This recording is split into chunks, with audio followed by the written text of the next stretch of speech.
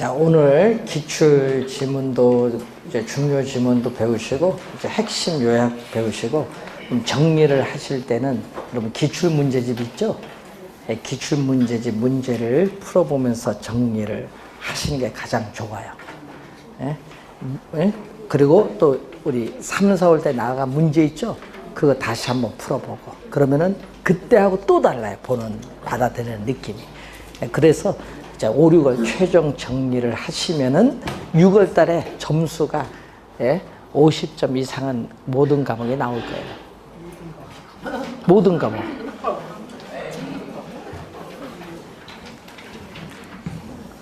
아직도 안 늦었습니다. 5월입니다. 다시 오늘부터 마음을 되새겨서 장미꽃 보러 가지 마시고 꽃 구경하러 가지 마시고 이제 마음을 좀 되새겨서.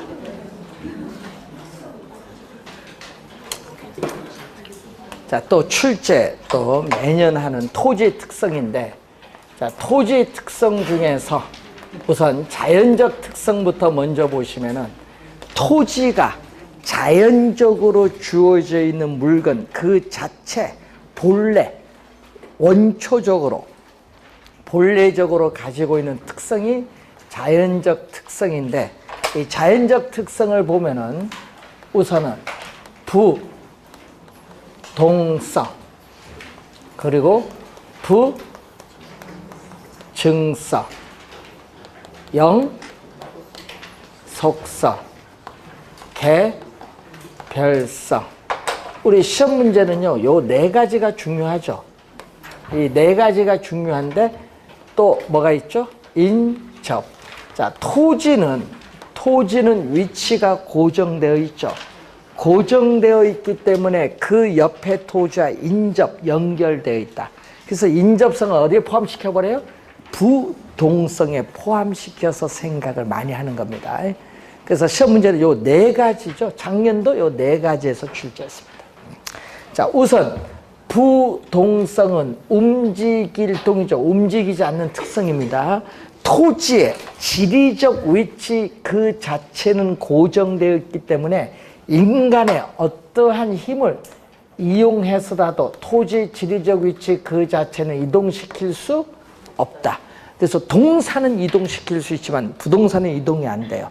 따라서 부동산과 동산을 구별하는 근거가 되고 또 법률적 측면에서의 부동산과 동산의 공시 방법을 달리하는 근거가 되는데 부동산은 등기로서 동산은 점유로서.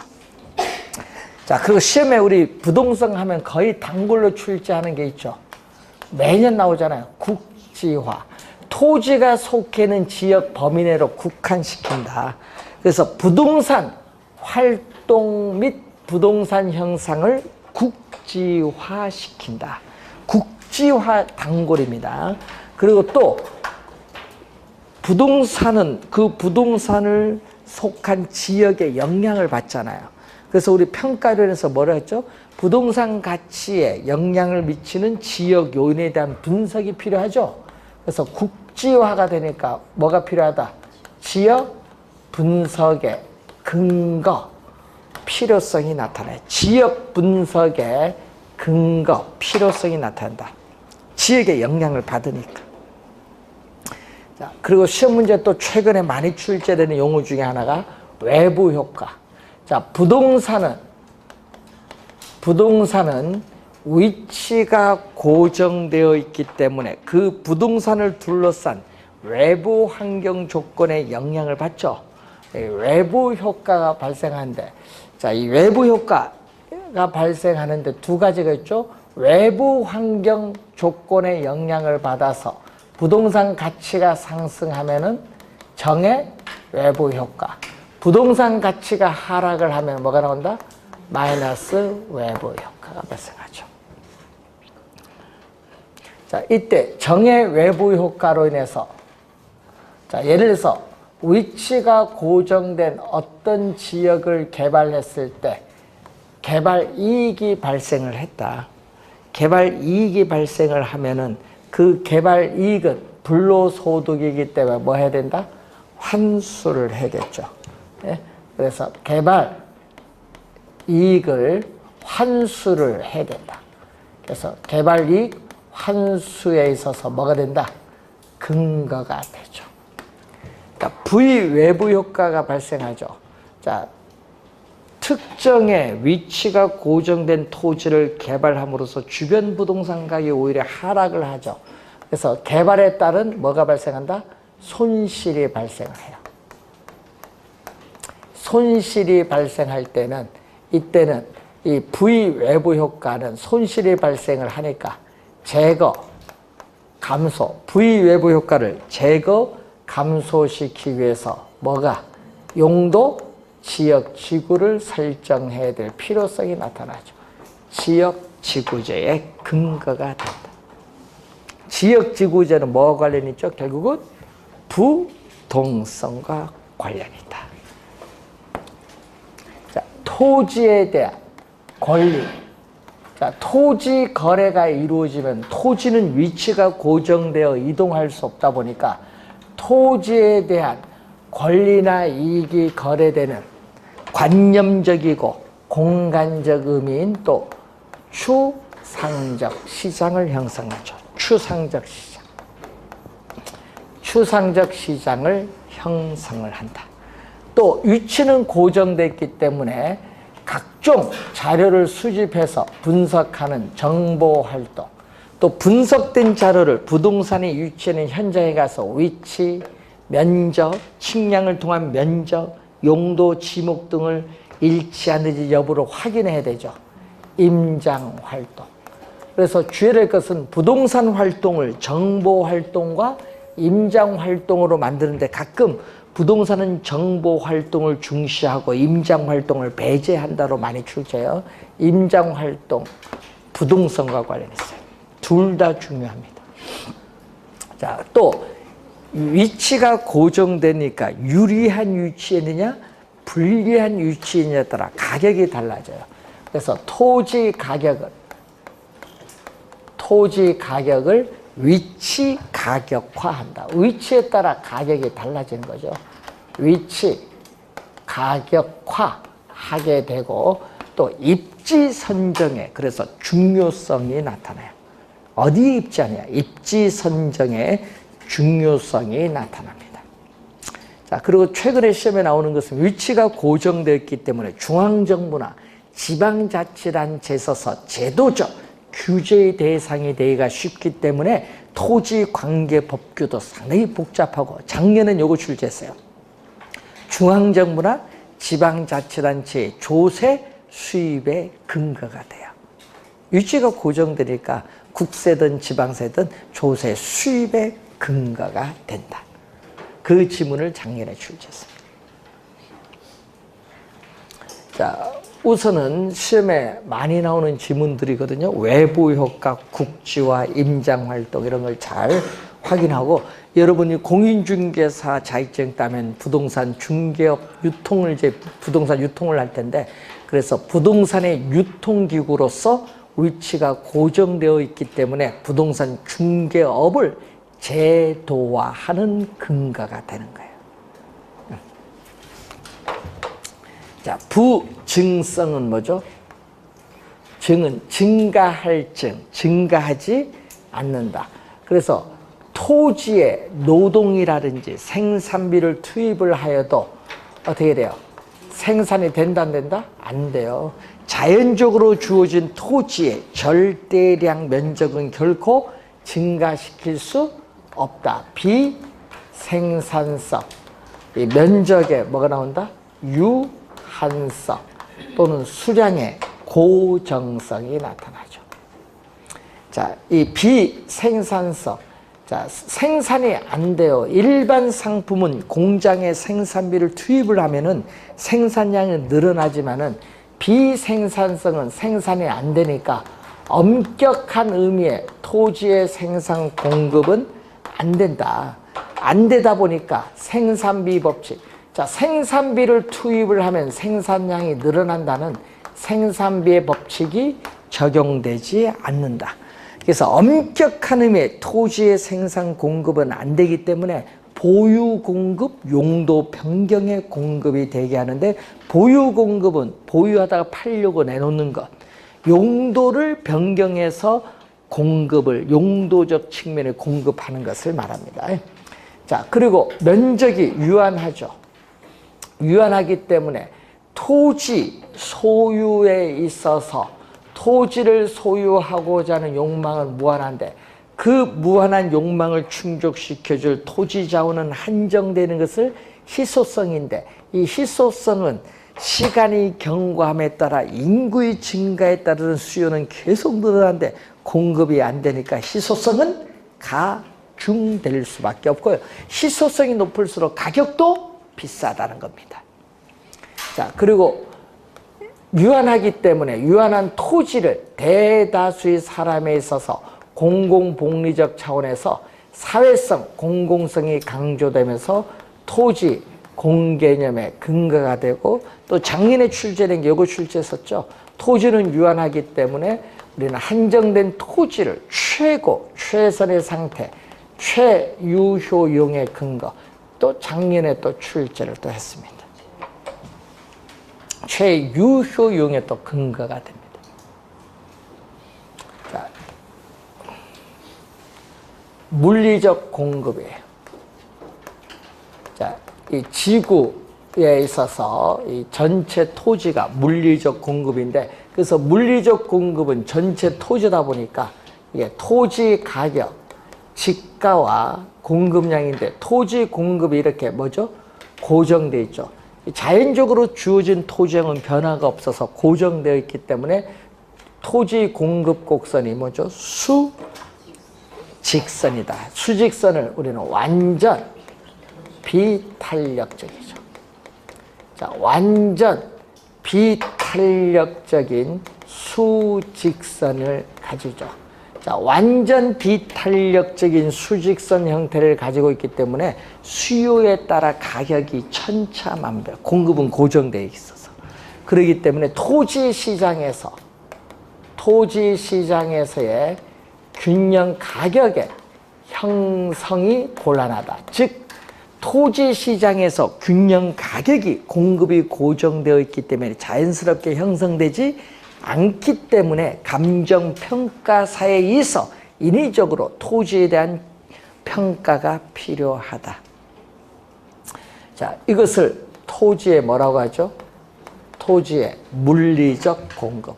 완전 비탄력적인 공급 곡선을 가질 때 토지의 물리적 공급은 토지의 특성 중 뭐에서? 부증성에서 나타나는데, 물리적인 양은 고정돼서 변화가 없죠.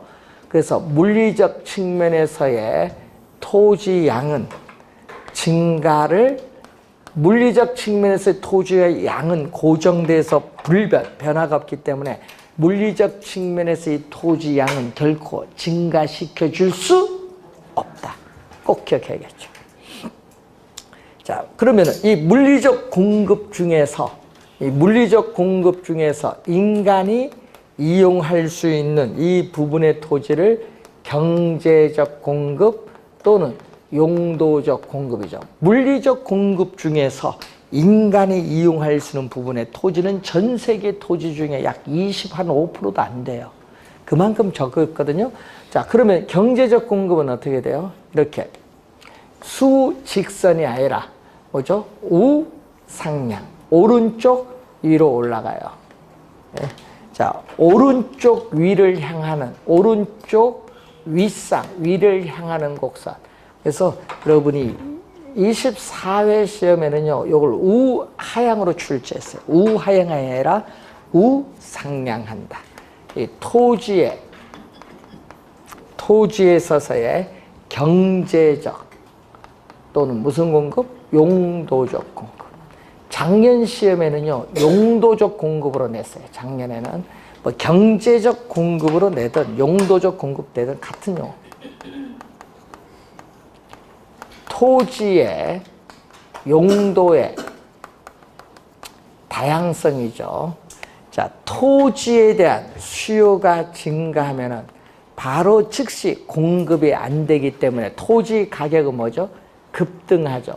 토지 가격이 급등하면은 공급을 늘려주는데 택지를 조성해서 공급을 이렇게 늘려주는 데는 시간이 오래 걸려요. 공급은 되죠. 그러니까 공급이 되려면 우상향할 수밖에 없다. 그래서 용도의 다양성에 의해서 토지 이용에서의 용도의 전환을 통해서 임야를 산을 택지로 조성해서 택지 양을 늘려주거나 또는 간척 개발, 여러분 새만금 간척 개발 사업, 김포 간척 개발 사업, 송도 간척 개발 사업, 간척 개발 사업이라 공유 수면을 뭐한다? 매립을 해서 농지나 택지 양을 늘려줄 수 있는데 이것은 용도의 전환을 통해서 이것은 물리적 양은 변화가 없거든요. 물리적 양은 변화가 없지만 인간이 이용할 수 없었던 토지를 택지를 조성하거나 간척개발 공유수면 매립을 통해서 이렇게 늘려줄 수는 있다. 그렇지만 그 전체 양은 변화가 없죠. 그걸 염두에 두셔야 돼요. 그래서 경제적 측면에서의 토지 양은 증가가 어떻게 돼요? 가능하다. 작년에 요게 정답이었어요. 작년에는 용도적 공급 늘려줄 수 없다로 출제지. 증가가 뭐다? 가능하다. 같은 시험에 진짜 많이 출제를 하는 부분입니다. 자, 한번 21페이지에 27번, 26번, 20페이지에 26번 맨 밑에 보시면은 개별성, 이질성으로 인해서 부위 외부 효과가 발생한다. 여러분 정의 외부 효과들, 부위 외부 효과들 뭐가 관련있죠? 부동성입니다. 부동성. 틀린 지문이고 27번 부동성은 부동산 활동을 국지화가 떴어요. 지역적으로 그래서 특화시키기 때문에 지역 분석이 필요하죠. 맞는 지문이고 자 28번 보세요. 매립이나 산지 개간, 공유 수면 매립, 산지 개간을 통해서 농지나 택지 확대는 부증성의 예외이다. 예외이다 밑줄. 여기 틀렸죠. 예외이다 하면 안 되지. 여러분은 이렇게 인간이 이용할 수 있는 토지를 늘려줘도 물리적 양은 변화가 없죠. 부증성 예외다 하면 안 됩니다. 부증성의 예외가 아니라 부증성 이론이 적용된다. 왜? 물리적인 토지양은 변화가 없기 때문에 부증성 이론이 적용됩니다. 예외가 아니라 부증성 이론이 적용됩니다. 자, 29번 보면은 토지는 다른 생산물과 마찬가지로 노동이나 생산비를 투입을 하여 재생산할 수 있다? 노동이나 생산비를 투입하여도 자연적으로 주어진 토지의 절대량은 증가시킬 수 없죠. 재생산할 수 없습니다. 틀린 지문. 30번 토지의 부증성으로 인해서 이용 전환을 통한 토지의 용도적 공급. 자, 여러분 토지 이용에서의 용도의 전환을 통해서 용도적 공급은 증가가 가능하죠. 늘려줄 수 있습니다. 근데 어떻게 돼? 늘릴 수 없다 하니까 틀렸지. 맨 끝에 없다 들어가서 틀렸지. 하여튼 이쪽에서 정답 질문 너무 많이 물어요. 좀 주의 잘 이해를 해야 되고 그러면 토지의 증가, 토지의 가격. 여러분 토지의 가격이 지가죠. 지가는 토지 가격. 지가 상승에 대응하는 지가 상승에 대응하는 공급의 증가는 이제 이게 중요한 건데 공급의 증가는 비탄력적이냐 탄력적이냐 시험 문제 나올 때 주의 많이 해야겠죠.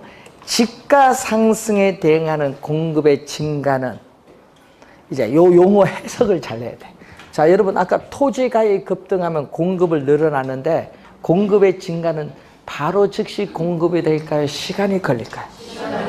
그걸 우리는 비탄력적이래. 가격 상승에 대해서 공급이 시간이 걸리면 비탄력적. 즉각 반응해서 공급이 늘어나면 탄력적. 즉각 안 되죠. 택지 조성 공급하는 시간이 오래 걸리니까 비탄력적. 또 토지의 증가를 전제로 하는 이론은 성립될 수 없죠. 왜냐? 생산 공급이 안 되기 때문에. 또 인구는 계속 도시로 집중이 돼요. 그렇기 때문에 도시 인구의 증가에 따라 인구는 계속 도시로 집중되기 때문에 도시 토지에 대한 수요는 증가하는데 뭐가 안 돼? 도시 토지 수요는 증가하는데 도시 외곽에 있는 토지, 임야 등을 택지로 만들어서 공급을 무한대로 해줄 수는 있는 건 아니잖아요. 공급 능력에 뭐를 가져와요? 한계가 있어요. 택지 공급 능력에 한계가 있기 때문에 도시 토지는 점점 뭐한다? 부족해지는 문제가 발생해요. 이 도시 토지가 택지 공급 능력의 한계로 부족해지는 문제가 발생하니까 누가 이용한다? 도시 토지를 이용하는 수요자, 공급자가 아닌 수요자 간의 경쟁에서 우리는 토지 가격도 상승해요. 지가도 상승하지만은 토지를 빌려서 이용한 대가인 지대도 뭐한다? 상승해. 작년 시험에 지대 지가를 발생시키는다라는 지문이 또 출제했잖아요. 지대나 지가는 부증성이지. 지가가 또 발생하면서 상승을 하죠. 그럼 도시에서 지가가 점점 오르면 건물은 점점 뭐한다? 고층화가 되죠. 토지 이용해서의 뭐를? 집약화를 촉진한다. 자, 토지 이용해서의 집약화를 촉진한다. 이 집약적인 토지 이용이 나타나는데 비도시적인 토지용, 농촌에서의 토지용이 조방적 토지용이 아니라 뭐죠? 집약화. 시험에 이것도 한 3번 출제인데 집약화라는 용어 꼭 기억을 해 두셔야겠죠. 그래서 또 교재 21페이지에 31번 보시면은 부증성으로 인해서 토지 이용이 뭐가 된다? 집약화. 조방화가 아니라 집약화. 집약적인 토지 이용이 나타나고 32번 보시면은 토지의 부증성은 지대 또는 지가를 발생시키며 또 뭐가 돼? 최유효용의 근거가 돼. 왜? 토지는 유한하기 때문에 그렇습니다. 여러분 작년에 부증성에서 정답 물었거든요. 작년 시험에. 그리고 28에는 부증성, 우리가 6회 7회는 영속성, 25회는 출제 안 했고 24회는 개별성. 그럼 올해는 뭐다? 올해는 부동성. 올해는 부동성을 눈을 크게 뜨고 원래 부동성을 잘 봐야 돼. 보기 정답 지문이 원래 부동성에서 떠. 그런 걸 잘.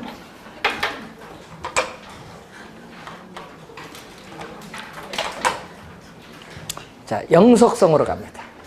자, 시간이 경과함에 따라 토지는 소모되거나 마멸되지 않기 때문에 비소모성 또는 비소멸성, 공간으로서의 토지는 파괴되지 않는다. 불괴성, 불변성이라고 하죠. 자, 그래서 토지는 소모가 안 되는 재화, 비소모적 재화. 그래서 시험 문제에 또 3번 출제된 지문이 여기 있거든요. 뭐냐? 토지의 소모, 비소모적 재화이다 보니까 토지의 소모를 전제로 하는 재생산 이론이나 사고방식은 토지에는 적용되지 않는다. 그 지문 3번 출제했어요. 자, 그리고 또 가치 소모가 없거든요. 비소모적 재화니까 가치 소모가 없어요. 그래서 토지에 있어서 가치 보존력이 우수하기 때문에 일반 상품에 투자하기보다는 투자자는 가치 소모가 없는 토지에 투자하기를 선호해요. 그러다 보니까 부동산 관리의 중요성이 나타나는 거죠. 가치 보존이 우수해서. 또 비소모적 재화이기 때문에 이 물리적 측면에서의 토지의 감가상각 이론은 적용할 수 없어요. 없지만은 뭐는 가능하다. 자, 토지가 속해 있는 지역이 쇠퇴하면은 그 지역의 토지의 가치도 하락하죠. 경제적 측면에서의 감가는 뭐다? 가능하다. 자, 여러분 광산이 뭐가 돼? 폐광이 되면 어떻게 돼? 폐광이 되면 사람들이 떠나지. 그럼 그 지역의 토지에 대한 수요가 줄어들면서 가격도 하락을 하죠. 폐광이 되면은 이것도 경제적 측면에서 토지 가치는 하락할 수 있다. 이런 건 다 무슨 감가? 경제적 감가. 이 경제적 감가는 가능하다는 걸 기억 좀 해두시고 물리적 감가상각이론은 적용할 수 없다. 자, 지문이 이쪽에서 좀 많이 나오죠. 자, 그리고 토지로부터 얻는 수익은, 자, 토지로부터 얻는 수익은 뭐가 되죠? 영속적으로 발생하죠. 자, 영속적으로 발생하니까 부동산 활동 시에는 장기적인, 단기적인 상황을 고려하는 것이 아니라 장기적인 배려가 필요하다. 단기적 시장 상황을 고려하는 것이 아니라 장기적 배려가 부동산 활동 시에는 필요하고, 또 토지 수익이 영속적이다 보니까 토지 가치는, 자, 여러분 우리 저번 주에 배울 때 토지의 가치는 토지 소유에서 비롯되는 장래의 이익을 뭘로?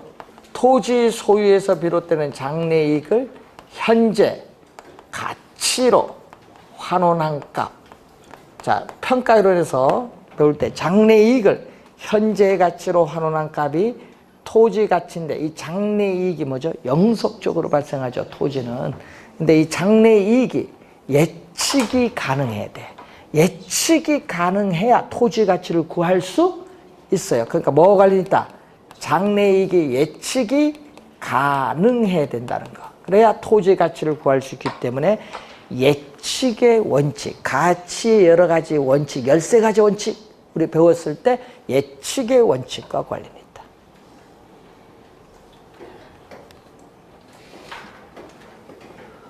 자, 그리고 토지 수익이 영속적이니까 토지에 뭐 한다면?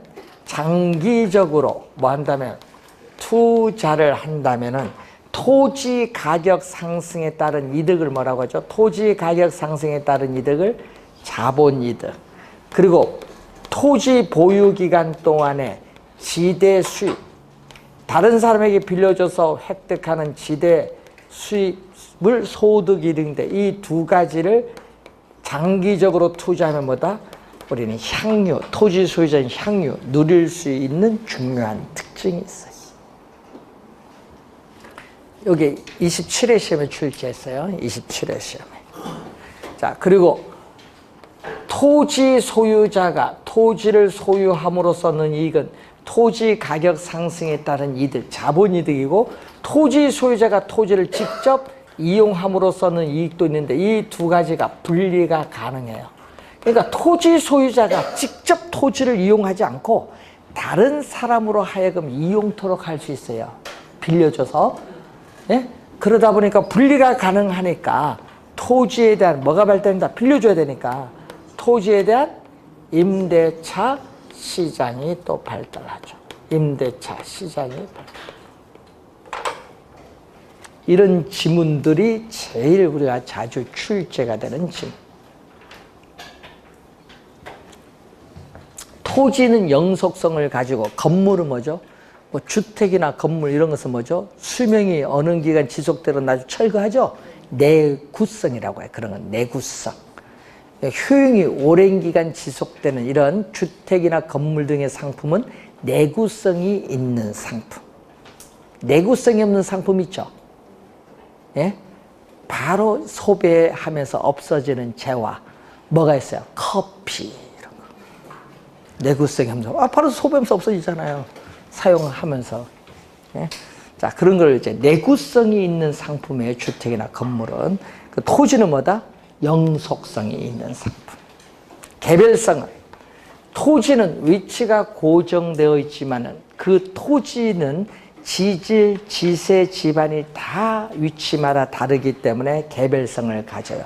개별성을 우리는 이질성. 그리고 물리적으로 우리는 토지의 대체는 불가능해요. 두 개 이상의 동일한 토지는 결코 존재하지 않거든요. 비동질성. 그래서 부동산 활동 및 부동산 형상을 비동질성을 가지기 때문에 개별화시켜요. 부동산 활동 및 부동산 형상을 개별화시키기 때문에 부동산학 원리 도출 이론 전개가 어려운데 작년 시험에 부동산 활동 및 형상을 개별화, 이 개별화를 출제했어요. 작년에. 자, 비대체성으로 인해서 뭐가 나타나죠? 우리는 토지 시장에서의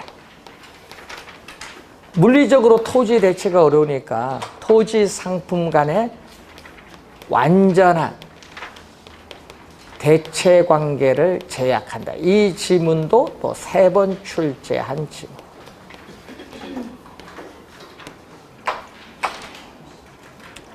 자, 그리고 토지 상품이 또 어떻게 될까요?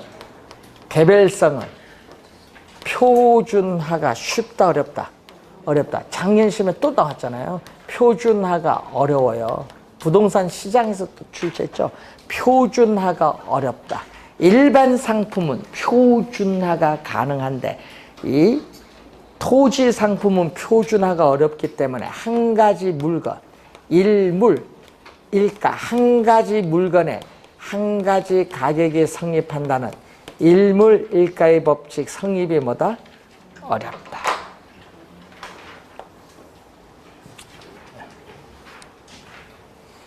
개별성으로 인해서 그렇죠. 자, 또 개별성으로 인해서 토지 가격이나 수익을 개별화시켜요. 토지가 다 다르니까 수익도 토지마다 다를 거고 가격도 토지마다 다를 거예요. 그래서 개별화, 또 구체화, 얼마 구체적으로 전개를 시켜요. 개별화시키면서 구체적으로 전개시킨다. 그래서 개별화가 되기 때문에 토지 가격을 개별적으로 형성되다 보니까 토지 가치에 영향을 미치는 우리는 개별적인 상태나 조건을 분석을 해야 되는 개별 분석의 근거가 돼요. 여러분, 지역 분석의 근거는 부동성, 개별 분석의 근거는 개별성. 또 하나하나 개개의 부동산이 다 다르다 보니까 개개의 부동산을 뭐다 공급하는 면에서는 뭐한다? 독점화시킨다. 다 다르다 보니까 하나하나의 부동산을 독점화시킨다. 시험 문제는 또 비독점으로 출제하겠죠.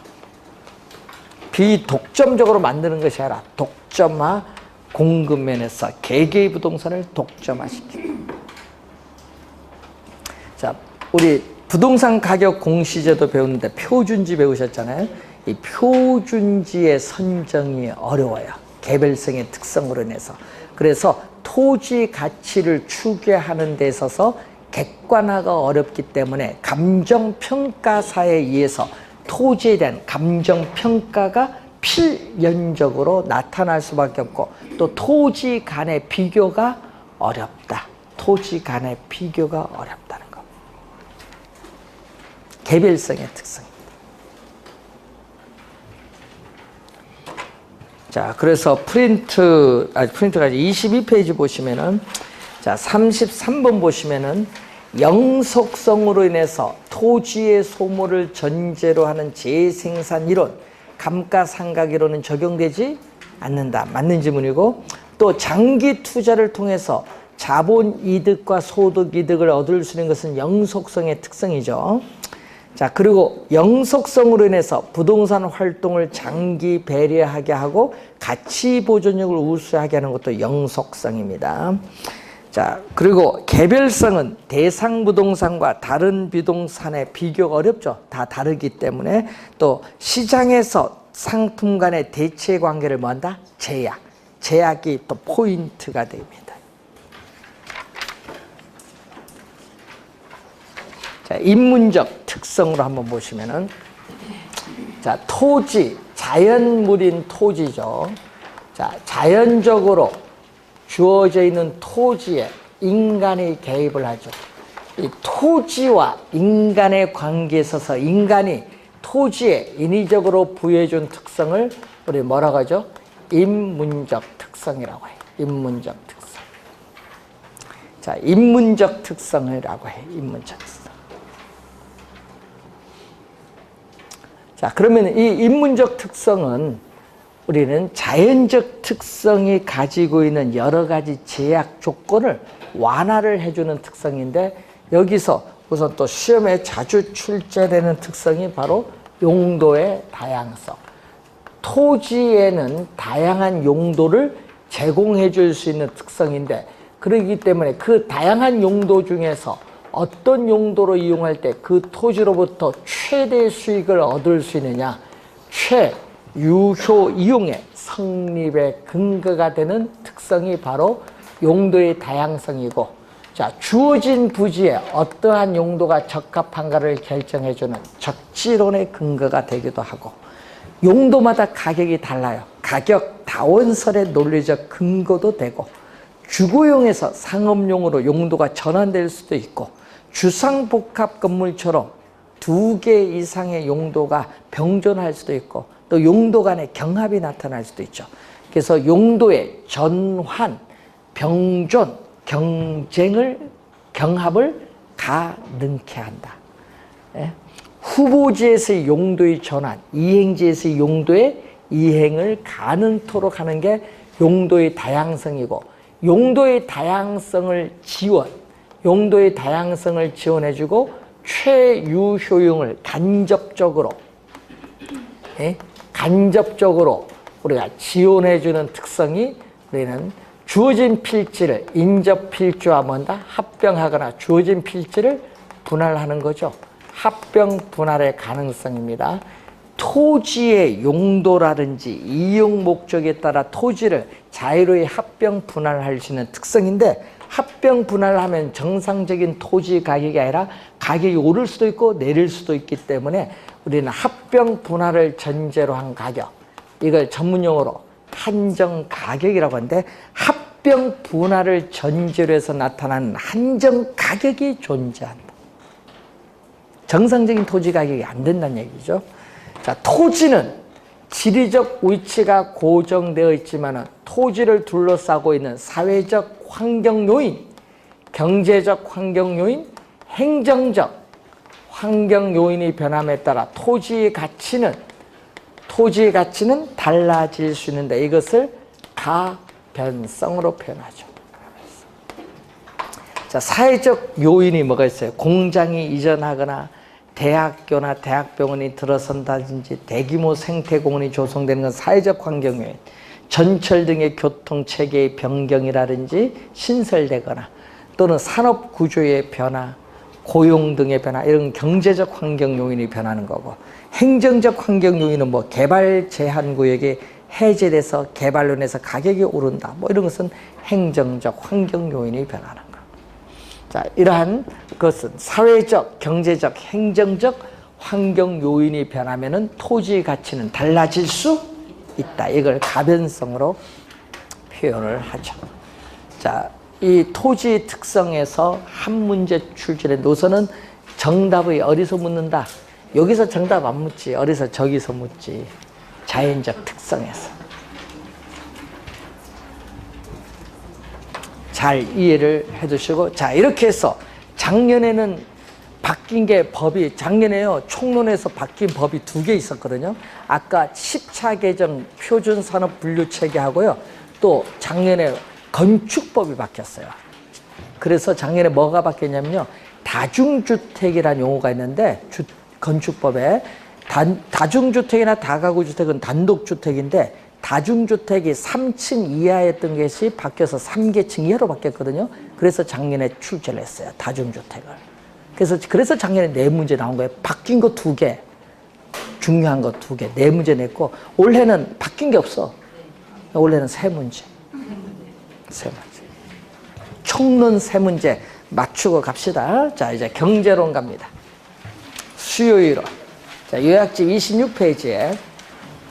자, 수요이론에서 제일 먼저 기초가 바로 뭐죠? 유량과 저량이지. 우선은 여러분들이 경제가 이론 들어오면 제일 먼저 알아야 될 용어. 유량은 플로우라고 하죠. 플로우 개념. 저량은 스톡 개념. 예, 스톡 개념.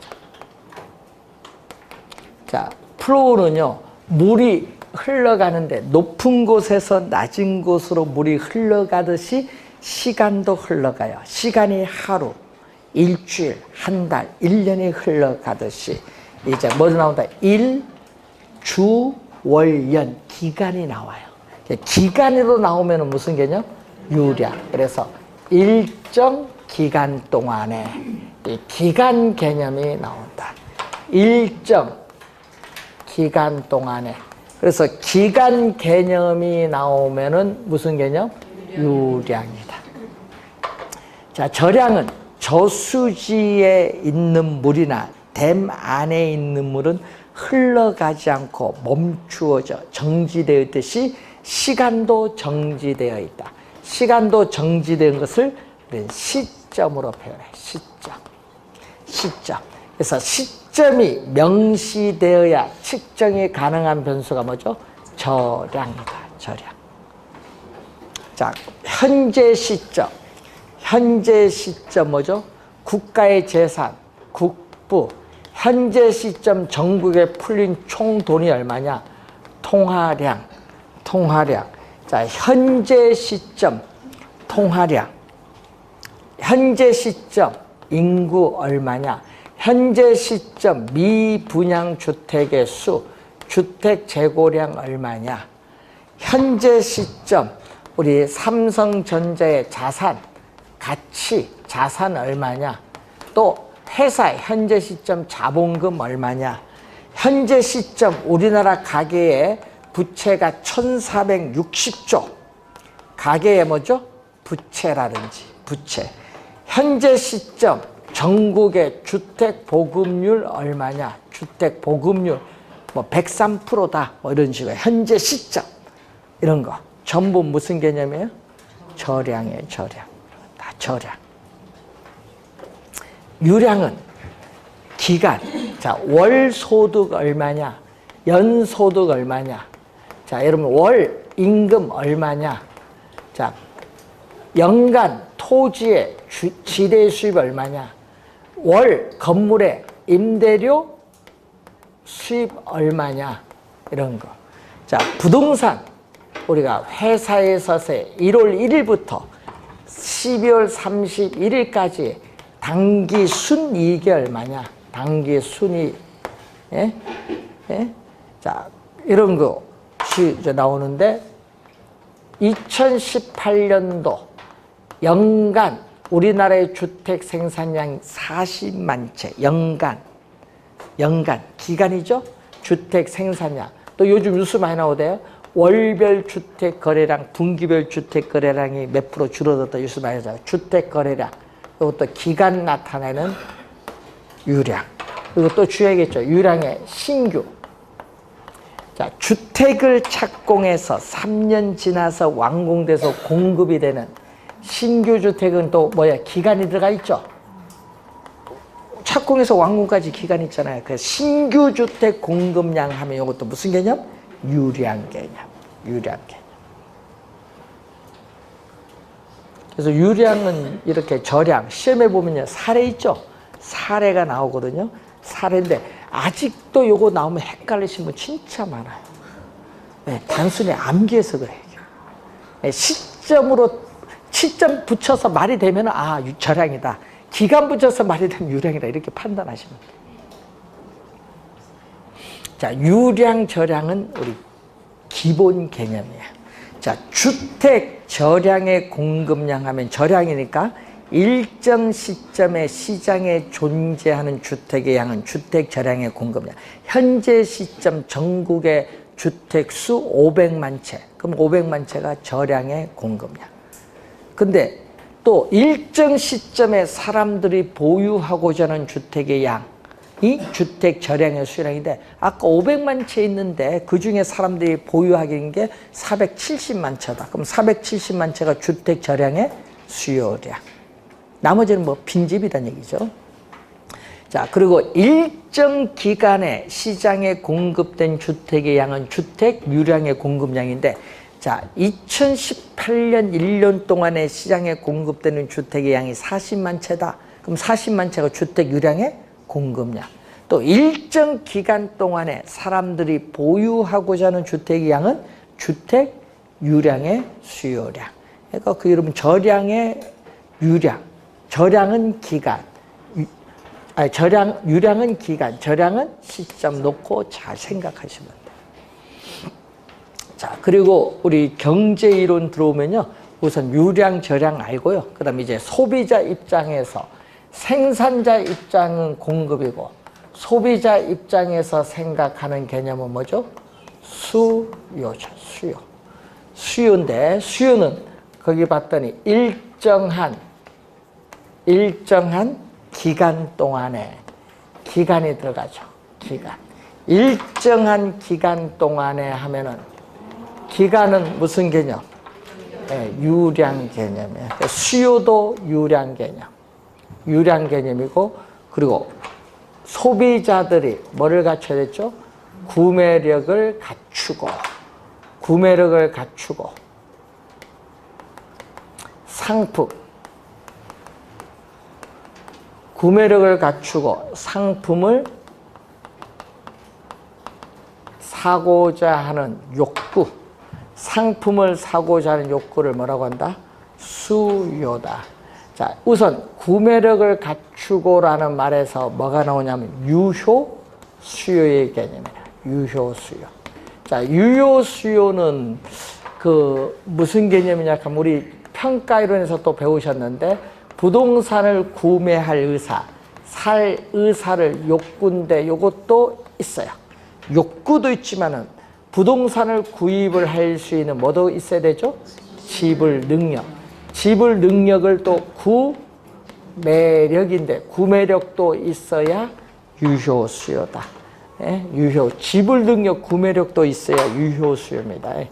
그럼 집을 살 의사는 있는데 지불 능력이 없으면 유효 수요가 아니에요. 그건 뭐다? 잠재적 수요야. 그 밑에 보시면은 살 의사는 있어요, 현재. 근데 돈이 없어. 이런 건 뭐다? 잠재적 수요. 그래서 현재는 유효 수요는 아니지만 가까운 미래에 돈이 있어서 유효 수요할 수 있는 수요가 무슨 수요? 잠재적 수요. 유효 수요는 뭐를 갖추고 있어야 돼? 지불 능력이 있어야 된다. 자, 사고자 하는 것은 무슨 개념? 사전적 개념. 사후적이 아니다. 사전적 개념. 사고자 하는 의도된, 계획된 양을 의미하죠. 자, 여러분, 사고자 하는 의도된 양은 5개인데 실제 사후적으로 구매한 양은 3개일 수도 있어요. 그래서 이 사전적인 의도된 양과 실제로 구매한 양은 같지 않을 수도 있고 같을 수도 있습니다. 그걸 염두에 두시고 여기는 무슨 개념? 사전적 개념. 자, 그러면 수요량은 다른 개념인데 작년 시험에 또 수요량을 출제했죠. 수요는요, 여러 가격, 시장에서의 커피의 여러 가격, 1,000원, 2,000원, 3,000원의 커피의 여러 가격과 수요량 사이의 관계를 나타내는 게 수요인데 수요량은 여러 관계가 하나의 가격이에요. 그래서 우리는 일정한 기간 동안에 소비자들이 구매력을 갖추고 하나의 가격이에요. 예를 들면 평당 2천만 원 이런 특정 가격 수준, 하나의 가격이 나오는 거예요. 그래서 특정 주어진 특정 가격 수준에서 상품을 사고자 하는 최대의 수량을 뭐라고 한다? 우리는 수요량이다. 그럼 평당 2천만 원 특정 가격 수준에서 소비자들이 시장에서 사고자 하는 최대 수량이 10개다. 그럼 그 10개가 수요량이다. 여기는 가격이 수요는 여러 개거든요. 여러 가격과 수요량 사이의 관계를 나타내요. 개념상의 차이가 좀 있다는 걸 염두에 두시고, 자, 수요량 작년에 출제를 했고 2년 전에는 공급량을 출제했습니다.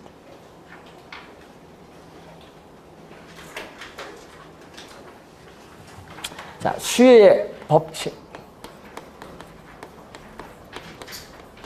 자, 수의 법칙을 보면은 이 분석하고 있는 변수인 가격을 제외한 다른 요인, 조건들은 아무런 변화가 없다. 다른 조건들은 일정 불변이다. 다른 조건들은 아무런 변화가 없다. 그런데 뭐가 되면 가격이 오르면, 자, 여러분이 어떤 한 상품의 가격이 오르면 비싸요. 비싸면 소비자들은 소득은 변화가 없는 상태에서 가격이 오르면 소비자들은 그 상품 소비를 이전보다 뭐 한다? 줄일 수밖에 없어. 수요량이 뭐 한다? 줄인다. 예? 예? 그래서 이렇게 가격과 수요량이 이렇게 반대로 가거든요. 또 어떤 상품의 가격이 하락하면 소비자들은 이전보다 가격이 싸니까 그 상품 소비를 늘리죠. 이렇게 화살표가 반대로 변동하는 관계인데 이것을 반대로 변동할 때를 우리는 마이너스, 음의 관계 또는 뭐라고 한다? 역관계. 음의 관계, 역관계라고 해요. 역관계. 음의 관계, 역관계. 그래서 가격과 수요량의 사이의 관계를 나타내는 것을 수의 법칙인데 수의 법칙은 마이너스 관계에 있다. 자, 커피 가격이 어떻게 되죠? 자, 커피 가격이 있거든요.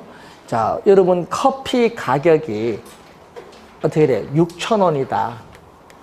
비싸서 한 잔을 마신다. 이 점이 A점이에요. 근데 커피 가격이 우리가 5,000원이다. 5,000원이면 나는 두 잔을 마시겠다. B점. 이런 식으로. 근데 커피 가격이 1,000원이다. 1,000원이면 나는 6잔을 먹겠다.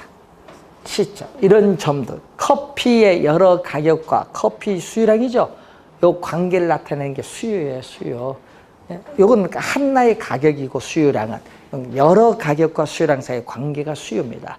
그럼 이 커피 여러 가격과 수요량 사이의 그 관계를 나타내는 이 곡선, 이 관계를 나타내는 이 곡선을 뭐라고 한다? 수요 곡선, D로 표현해요.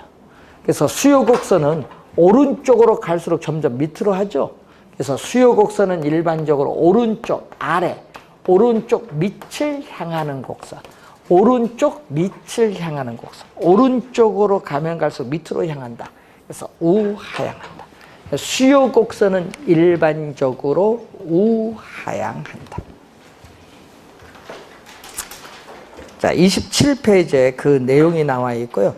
그리고 27페이지 위에 보시면 부동산 수요의 특징이 나와 있는데 그 특징을 보면 우선은 부동산은 일반 상품과는 달리 가격이 비싸요. 고가의 상품이니까 여러분 생각나는 거 뭐죠? 부동산을 구매하는 자금 모으는데 시간이 오래 걸리기 때문에 금융상의 부채가 필요하다는 거. 그리고 개별성의 특성으로 인해서 부동산 상품은 표준화가 어려워요. 그렇기 때문에 차별화된 수요의 유형이 나타나요. 자, 일반 상품은 표준화됐기 때문에 어느 지역에서 소비하든 관계없어요.